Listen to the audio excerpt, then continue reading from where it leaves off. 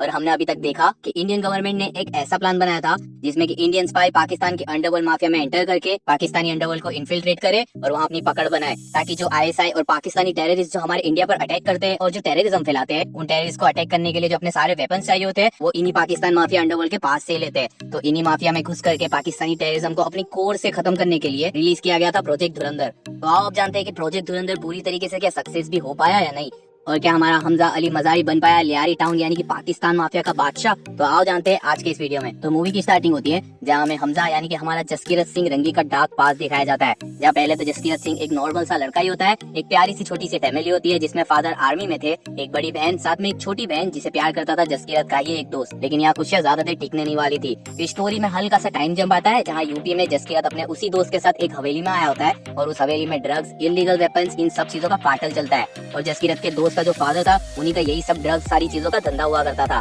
तो वहाँ पर वो कुछ चीजें खरीदने के लिए आया होता है, जहाँ एंट्री होती है ऊपर से आतिफ अहमद की, जो कि इंस्पायर्ड है रियल लाइफ अतीक अहमद से। ऊपर जाकर के वो आतिफ अहमद को सारे सामान का ऑर्डर देता है, लेकिन साथ में वो AK-47 और बाकी चीजें भी मांगता है। जिस पर आतिफ सवाल तो करता है कि तुम लोगों का क्या काम है AK-47 और वेपन्स का, जिस पर जसकीरत का दोस्त कहता है कि अड्डे पर डराने धमकाने के लिए लोग नशा करके बड़ा तंग करते हैं पापा जी को। जिस पर आतिफ अहमद उन लोगों को सारा सामान विद गन दे देता है। लेकिन यहाँ जसकीरत और उसके दोस्त का प्लान कुछ अलग ही था। फिर सामान लेकर के वो लोग पहुँचते हैं अपने शहर और एक घर के बाहर दोनों अलग हो जाते हैं और जसकीरत अकेला वहाँ पर AK-47 लेकर के उस घर में छुपके से घुस जाता है और एक एक करके उसे जो भी दिखाई देता है सबको बड़ी ही ब्रूटल और बेरहमी तरीके से सबको मारने लगता है। और हर किसी को एक ही सवाल करता है कि आखिरकार मेरी बहन कहाँ है, लेकिन उसका आंसर कोई भी नहीं दे पा रहा था। और हमें यहाँ एक बहुत ही शानदार हैंड टू हैंड कॉम्बैट भी दिखाई जाती है। फिर आखिर में एक बंदा उसे बताता है कि उसकी बहन बाहर एक कोठरी में पड़ी हुई है, जहाँ जाकर के वो अपनी बहन को निकालता है, जिसके बाद जसकीरत सिंह अरेस्ट हो जाता है। और फिर कोर्ट में हमें पता लगता है कि ये सब मांजरा एक जमीन जायदाद का था, जहाँ लैंड डिस्प्यूट के चक्कर में एक गैंगस्टर हुआ करता था जो कि अभी हाल में MLA है। उसने जसकीरत के फादर को मार मार करके फांसी दे दी थी और जसकीरत की बड़ी बहन के साथ उसके गुंडों ने 13 बार रेप भी किया था, फिर उसका भी मर्डर कर दिया था। और उतने तक भी वो लोग नहीं रुके, छोटी बहन को भी किडनैप कर लिया था और जसकीरत और उसकी माँ ने पुलिस कंप्लेंट भी करने की कोशिश की। लेकिन अब जो कि सामने वाला पार्टी पॉलिटिशियन था तो कभी भी FIR दर्ज ही नहीं हो पाई, जिससे कि जसकीरत को ये कदम उठाना पड़ा। और 21 साल का जसकीरत आर्मी में भर्ती होने के लिए ट्रेनिंग ले रहा था, तो जसकीरत की लॉयर उसके लिए कम सजा दी जाए ऐसी अपील भी रखती है। लेकिन ऑपोजिशन लॉयर ये प्रूफ कर देता है कि सिर्फ 7 साल की जेल से कुछ नहीं होगा, क्योंकि जसकीरत सिंह ने बहुत सारे मर्डर्स किए हुए हैं, तो उसे फांसी तो मिलनी चाहिए।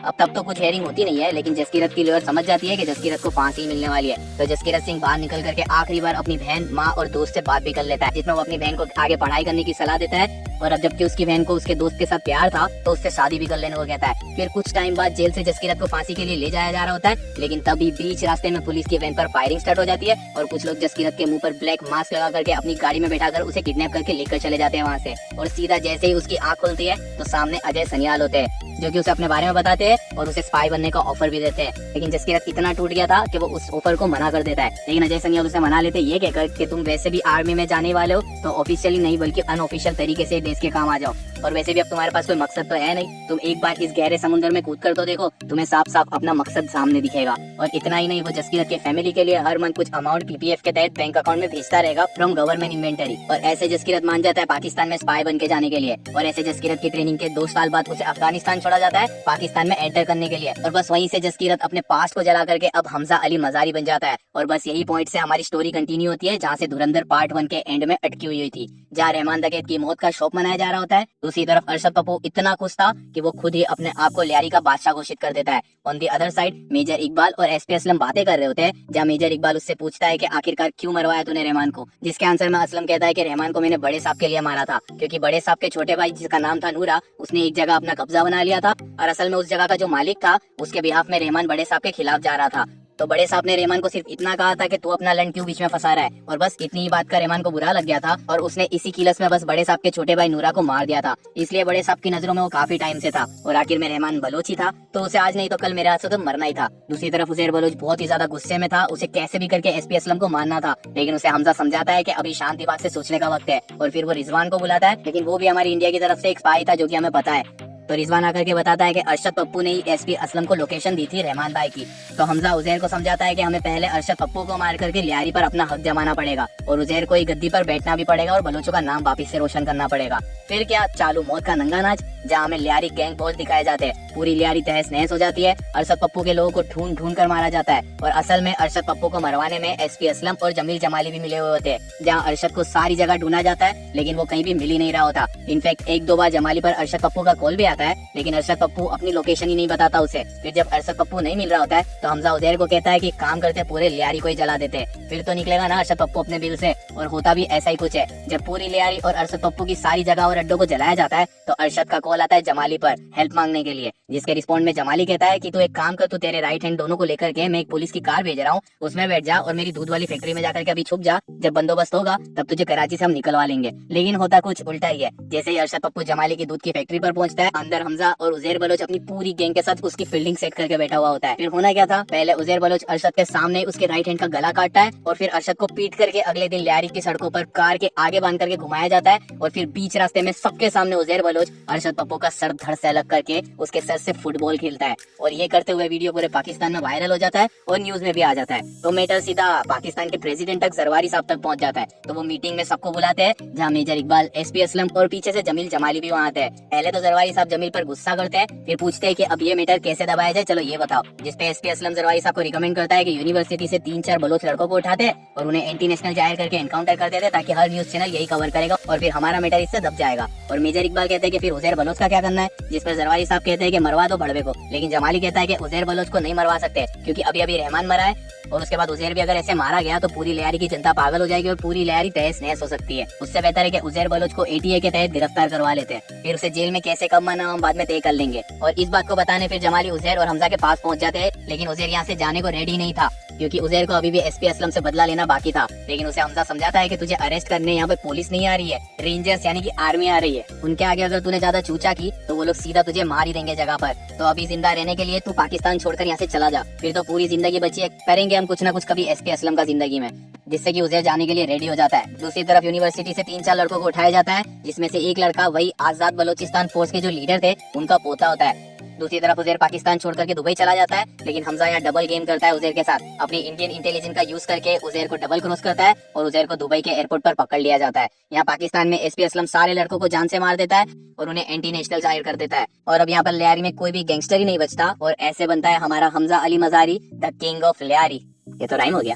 अब जरवारी साहब ने जैसा सोचा था वैसा बिल्कुल भी नहीं हुआ और इस बात का अंदाजा हमजा को पहले ही आ जाता है। तो वो जमाली और जावेद खनानी को समझाते हैं कि अब पीएपी पार्टी को हमें छोड़ना होगा और उसके ओपोजिशन में जो भी है हमें उसका साथ देना पड़ेगा क्योंकि अब सरकार पलटने वाली है। और वो लोग पहुंचते हैं सीधा ओपोजिशन लीडर के पास यानी कि नवाब शफीक के पास और वो उसे फंडिंग और लियारी का सपोर्ट भी ऑफर करते हैं। फिर हमजा आजाद बलोच फोर्स के लीडर के पास अपना दुख जताने भी जाता है क्योंकि अभी अभी उनके पोते का एनकाउंटर हुआ है और वहीं हमें पता लगता है कि यलीना प्रेग्नेंट भी है। और हमजा इसी खुशी में यलीना को बहुत ही शानदार नया बंगला भी दिलाता है और कुछ टाइम बाद हमजा और यलीना को लड़का भी होता है। दूसरी तरफ नवाब शफीक की पार्टी इलेक्शन जीत जाती है और शफीक बनता है नया प्रेसिडेंट। और इतनी सुर्खियों में चलने की वजह से हमजा पर नजर पड़ती है एक मिस्टीरियस मैन की, जो कि और कोई नहीं बल्कि बड़े साहब होते हैं। दूसरी तरफ मेजर इकबाल अपने घर जाता है जहाँ न्यूज पर मोदी जी 2014 में अपने पीएम पद के लिए शपथ ले रहे होते हैं और मेजर इकबाल की लड़की को डाउन सिंड्रोम होता है और इस बात से मेजर इकबाल के बाप को बड़ी नफरत होती है। फिर उसका बाप उसे बहुत कुछ सुनाता है कि तेरे से कुछ नहीं हो रहा है पाकिस्तान में, देख हिंदुस्तान में सरकार पलट गई, तुम लोगों के हिसाब से अब कुछ नहीं हो रहा है। 1971 से पाकिस्तान को संभाल रहे थे हम लोग, लेकिन जब से कमांड तुम जैसे चूतियों के हाथ में आई है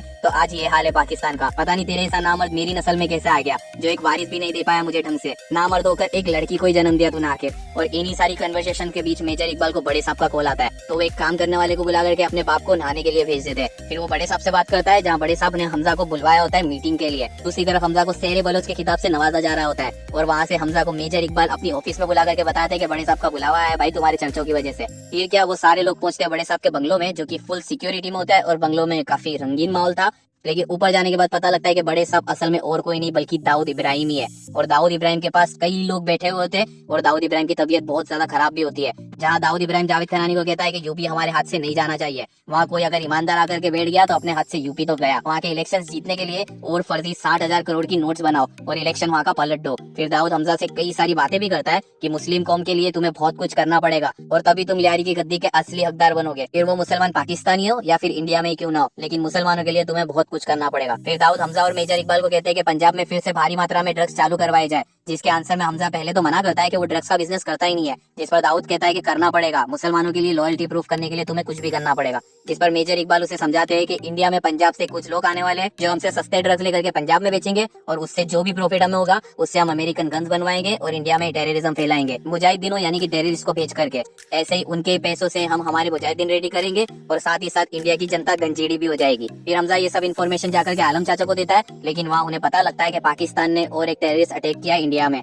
जो कि और कोई नहीं बल्कि पुलवामा अटैक के बारे में बात हो रही होती है। फिर हमजा पहुंचता है एयरपोर्ट उन लोगों को लेने के लिए जो इंडिया से आने वाले थे ड्रग्स खरीदने के लिए। लेकिन यहाँ एक ट्विस्ट आता है जहाँ उन तीनों में से एक हमजा का ही पुराना दोस्त होता है, जिससे हमजा यानी कि जसकीरत की जो बहन थी वो प्यार करती थी। अब हमजा यहाँ पर पैनिक तो होता है, लेकिन उस बात को ऑलरेडी 13 साल बीत चुके थे और हमजा ने अपना लुक भी काफी चेंज कर लिया था तब से। तो वो समझ जाता है कि उसका दोस्त पिंदा उसे पहचानने नहीं वाला, और होता भी ऐसा ही कुछ है, उसका दोस्त उसे नहीं पहचान पाता। फिर पिंदा कार में खनानी को सारे ड्रग्स की लिस्ट देता है जो कि बहुत बहुत ज्यादा होता है। फिर सीधा उन सबको लेकर के हमजा मेजर इकबाल के पास पहुंचता है जहाँ इस ड्रग्स के अरेंजमेंट के लिए आया होता है जहूर मिस्त्री, जो कि और कोई नहीं बल्कि वही कांदार हाईजेक वाला टेररिस्ट होता है जिसे हमने पार्ट 1 की स्टार्टिंग में देखा था। तब हमजा उसे ध्यान में रख लेता है और फिर पिंदा एक एक करके सारे ड्रग्स ट्राई करके ओके करता है और इसकी वैल्यू 12 करोड़ तय होती है। और ये सारे ड्रग्स जब इंडिया में बिकेंगे तो उनकी पूरी वैल्यू होगी 150 करोड़ के आसपास। फिर डील लॉक की जाती है। फिर पिंदा कहता है कि पाकिस्तान आया हो तो थोड़ी मौज मस्ती तो कराओ मुझे।